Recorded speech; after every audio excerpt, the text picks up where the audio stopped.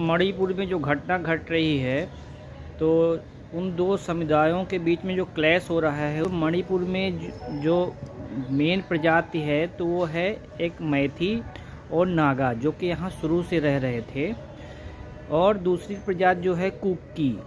तो कुकी क्या है कि पहले कुकी की पॉपुलेशन 1906 में 6% थी, 1992 में 34% हुई और करंट में 45% है। और जो मैथी की पॉपुलेशन है करंट में वो 53% है।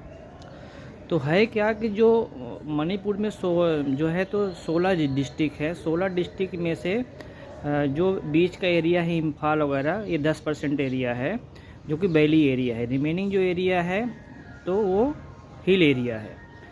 तो अब जो 10% एरिया है इम्फाल का एरिया, उस 10% एरिया में जो है तो 57% पॉपुलेशन जो रहती है।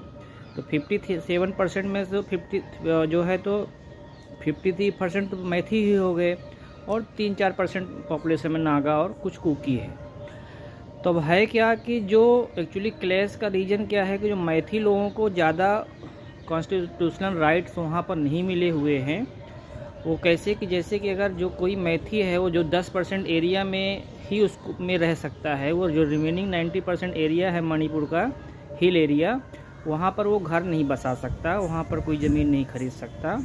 वहीं दूसरी तरफ जो कुकी हैं, तो कुकी लोग क्या कर सकते हैं कि वो 90% एरिया में तो रह ही रहे हैं, वो 10% एरिया में भी वो घर बना के रह सकते हैं।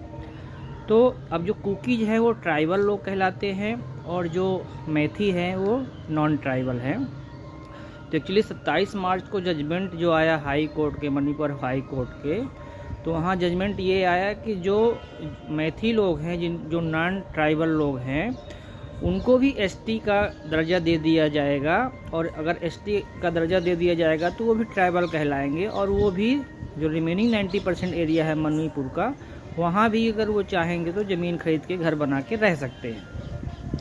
तो ये चीज़ से जो है तो कुकी लोग नाराज़ हैं कि ये एक तो जो वहाँ पर जो लोग विधानसभा सीट है वो 60 है।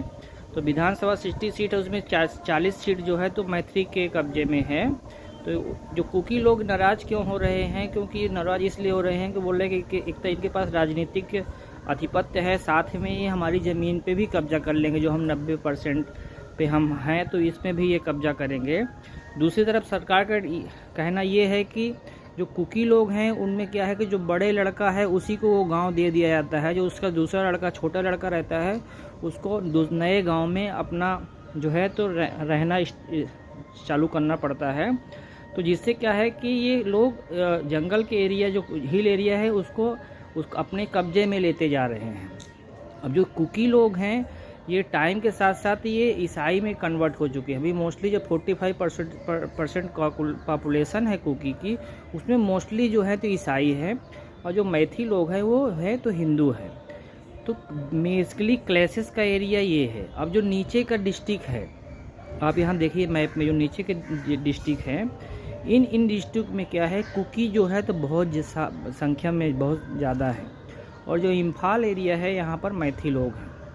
तो जो अभी क्लैसेस हो रहा है तो ये क्लैसेस का रीज़न ये जो जजमेंट आया है वो है। अब ये देखिए आप, जैसे कि एक्चुअली मैथियों के साथ तो गलत है ही। अगर हम उनकी पॉपुलेशन 53% है, फिर भी उनको जो 10% एरिया में ही उनको मिला हुआ है, वो 90% एरिया में रह ही नहीं सकते हैं। तो जैसे अगर बंटवारा भी कहलाएगा तो ये गलत है। आप इसको समझने के लिए सेम ऐसा सिंपली समझ सकते हैं जैसे कि देखिए भारत में सबसे ज़्यादा जो रिजर्वेशन है तो वो छत्तीसगढ़ में है 82% और उसके बाद जो है मध्य प्रदेश में है 73%।